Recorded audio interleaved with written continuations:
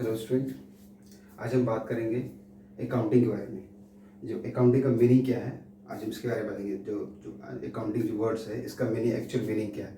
तो उसके इस मीनिंग को जानने के लिए हम क्या करते हैं कि एक बार देखिए इसका अकाउंटिंग का पहले इसका मीनिंग देखिए। Accounting is a systematic process of identifying, measuring, recording, classifying, summarizing, interpreting and communicating financial information to the users।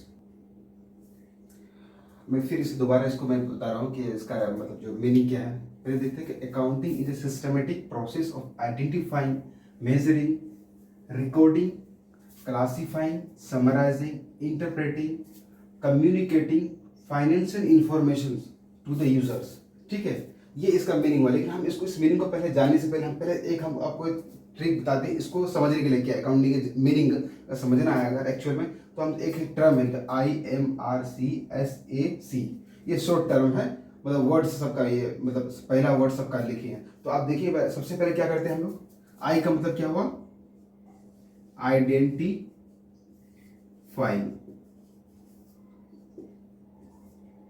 ठीक है, एम का मतलब क्या हुआ, मेजरिंग। आर का मतलब क्या हुआ, रिकॉर्डिंग।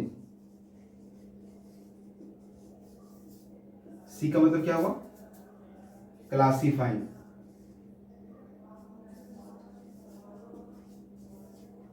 एस का मतलब समराइजिंग।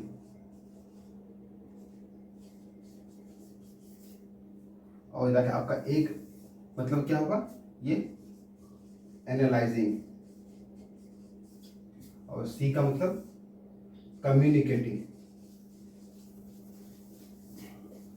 पहले हम क्या करते हैं, कोई भी हमारे पास ट्रांजेक्शन होता है, जैसे डे टू डे लाइफ में क्या होता है, हमारे पास बहुत सारे ट्रांजेक्शन होता है, बहुत सारे एक हमको पिक्टोग्राफी लेके समझते हैं। जैसे सोर्स ऑफ डॉक्यूमेंट्स है हमारे पास।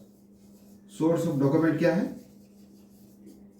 इनवाइस है, बिल है, जितने भी सारे रिसिप्ट बिल कर, वो हमको क्या कहते हैं, उसको सोर्स ऑफ डॉक्यूमेंट। हमारे पास बहुत सारे सोर्स ऑफ डॉक्यूमेंट होता है, इस तरह का डॉक्यूमेंट होगा। इन सब को क्या करेंगे, आइडेंटिफाई करेंगे। कैसे आइडेंटिफाई करेंगे कि यह क्या हमारा क्या है, फाइनेंशियल कैरेक्टर में है कि नहीं। क्या हम इसको मनी के टर्म में देख सकते हैं, फाइनेंशियल कैरेक्टर में है कि नहीं। उसके बाद हम क्या करेंगे, जो फाइनेंशियल कैरेक्टर, जो आइडेंटिफाइड फाइनेंशियल कैरेक्टर है, इसको हम मेजर कर सकते हैं, नहीं कर सकते हैं, किसके टर्म में, मनी के टर्म्स में। मनी के टर्म में अगर जैसे मान लो, अगर यहाँ पे एग्जाम्पल इसका क्या होगा, purchase of goods, sale of goods. ठीक है, इसको हम आइडेंटिफाई, ये क्या है हमारे पास, ये क्या, हम ये आइडेंटिफाई द फाइनेंशियल, ये क्या है, purchase of goods R S जितना R 100 200 rupees 500 rupees, sale of good इतना। तो कहीं ना कहीं हम ये क्या करेंगे, फाइनेंशियल हमें क्या कर रहा है, आइडेंटिफाई, ये कहीं फाइनेंशियल ट्रांजेक्शन हो रहा है। और जो आइडेंटिफाई जो ट्रांजेक्शन हुआ उसको हम मेजर कर सकते हैं, मनी के टर्म में कर सकते हैं, नहीं कर सकते। जो हमारा करेंसी है, जो हमारा इंडियन करेंसी है, जिस देश में रहते हैं उस देश का करेंसी हम क्या, उस देश का करेंसी हम क्या, उसको मतलब कन्वर्ट कर सकते हैं, उसको उस इसमें कंपेयर करके एक मनी के टर्म में कर सकते, नहीं कर सकते। अगर जैसे सपोज मान लो, अगर हमें किसी का क्वालिटी जानना है, किसी का मेरा अच्छा ही जानना है, तो उसको कहीं हम क्या मनी के टर्म में नहीं कर सकते। तो वो सारी चीज़ें हम मेजर नहीं कर सकते, वो चीज़ हमें रिकॉर्ड नहीं हो सकता है। जो भी आइडेंटिफाई जो फाइनेंशियल कैरेक्टर होगा उसको हम मनी के टर्म में कन्वर्ट कर सकते हैं, या बस मनी के टर्म उसको देख सकते हैं, मेजर कर सकते हैं, नहीं कर सकते। अगर कर सकते हैं तो रिकॉर्ड होगा, नहीं कर सकते तो उसको रिकॉर्ड बिल्कुल नहीं करना है। ठीक है, ये हुआ। अब दूसरा क्या है, रिकॉर्ड। जो भी हुआ उसको क्या करना है, अपना एक प्रॉपर एक बुक में रिकॉर्ड करना है। ठीक है, एक बुक है, उसको रिकॉर्ड करना है। दूसरा क्या है, जो रिकॉर्डिंग होगा उसको फिर क्या करना है, क्लासीफाई करना है। क्लासी मतलब डिफरेंट इसमें लेजर में, मतलब क्या, एक जिसका एक सेल्स अकाउंट का अलग होगा, परचेज अकाउंट अलग होगा, परचेज रिटर्न का अलग होगा, डिफरेंट अकाउंट को क्लासीफाई करके फिर उसको एक समराइज करना है। S stand for summarising. मतलब क्या करना है कि जितने भी ट्रांजेक्शन है सबको एक समराइज करके एक साथ एक ट्रायल बैलेंस बनाना है। यहाँ पे समराइजिंग मतलब क्या हो, ट्रायल बैलेंस बनाना है। फिर उस ट्रायल बैलेंस को एनालाइज करेंगे, एनालाइज करेंगे कहाँ क्या दिक्कत है, किस तरह का है, कौन सा आइटम कहाँ जा रहा है, कितना ये हुआ, प्रॉफिट हुआ, कितना लॉस हुआ, जो भी चीज़ है उसको एनालाइज करने के बाद हम क्या करेंगे, communicating to the users. User कौन होगा? जो शेयर होल्डर होगा, जो इस कंपनी का क्रेडिटर होगा, गवर्नमेंट होगा, बाकी पब्लिक होगा, जो भी पब्लिक जो किस तरह का इंटरेस्ट लाई कर रहा होगा, वो सारे लोग क्या करते हैं, वो उसको कम्युनिकेट करेंगे और वो उसको देखेंगे, तभी जाके कोई डिसीजन लेगा वो कि हमें इस कंपनी में इन्वेस्ट करना चाहिए नहीं चाहिए, इस कंपनी के लिए हमका शेयर खरीदना नहीं चाहिए नहीं चाहिए, यहाँ का कुछ सामान खरीदना चाहिए नहीं चाहिए किसी तरह का। तो इस तरीके से हम लोग क्या कर सकते हैं कि हम लोग एक शॉर्ट हमें समझने के लिए हमें याद रखना कि IMRCSAC ये कोड, ये शॉर्ट रखना है, ठीक है।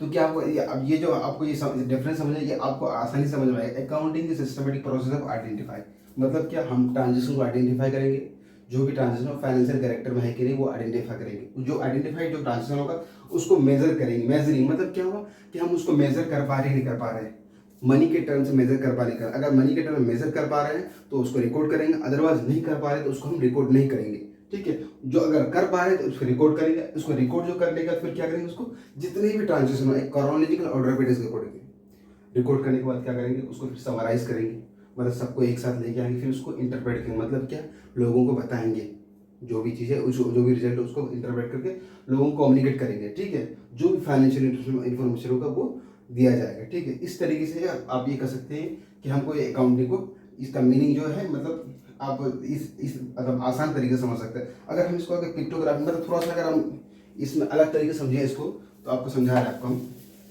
कि क्या हो सकता है इसका मीनिंग।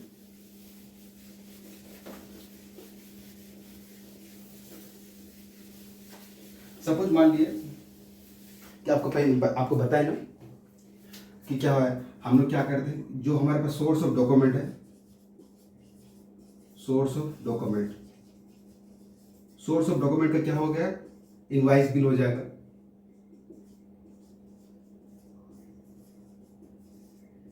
इनवाइस बिल हो गया, या जो भी जितने सारे बिल हैं वो सारे बिल किसके फॉर्म में होगा, अलग अलग बिल होगा, अलग अलग इनवाइस बिल होगा, जो भी आएगा वो क्या होगा, वो हमारा क्या हो जाएगा, यहाँ पे सारे लोग क्या करेंगे, एक किताब में रिकॉर्ड कर लेंगे, ठीक है।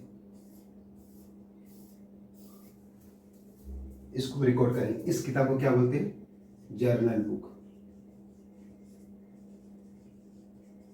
इस जर्नल बुक को अलग अलग फॉर्म में डिवाइड करेंगे। अगर फर्दर इसको डिवाइड करना हो तो एक होता है कि सब्सिडी बुक होता है,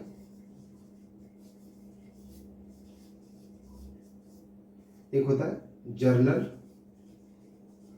प्रॉपर। सब्सिडी बुक में क्या हो जाएगा, ये परचेज अकाउंट आ जाएगा, परचेज बुक सॉरी। दूसरा क्या हो जाएगा, सेल्स बुक। तीसरा क्या होगा, सेल्स रिटर्न हो जाएगा, सेल्स रिटर्न बुक। चौथा क्या हो जाएगा, परचेज रिटर्न बुक।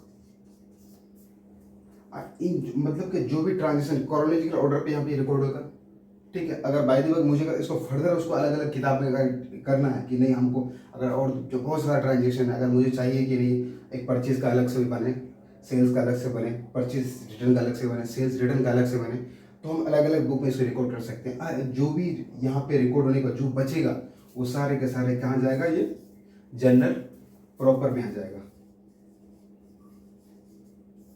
जितने भी मिसलेनियस जो भी बचता है यहाँ पे सारे जर्नल प्रॉपर में रिकॉर्ड कर लेंगे। फिर जब ये रिकॉर्ड हो जाएगा, क्या हो जाएगा, ये जब रिकॉर्ड होने क्या हो जाएगा, ये फिर ये क्लासीफाई होगा अलग अलग अकाउंट में। सेल्स अकाउंट बनेगा, कैपिटल अकाउंट बनेगा, ठीक है। जितने जितने मोहन अकाउंट, जो भी अकाउंट का सारा अकाउंट बनेगा, ये इसको है क्लासीफाई का अकाउंट। फिर ये क्या हो जाएगा, ये इस क्लासीफाई क्या बोलते हैं हम, लेजर बोलते हैं। लेजर अकाउंट बनाएंगे, सबका अलग अलग लेजर अकाउंट बनाएंगे। फिर ये क्या हो जाएगा, फिर जब सारा लेजर अकाउंट क्या करेंगे, फिर हम एक इसमें बुक में रिकॉर्ड करेंगे, फिर इसको मतलब कि समराइज करेंगे। नेक्स्ट इसका थर्ड स्टेप क्या हो जाएगा, समराइज हो जाएगा।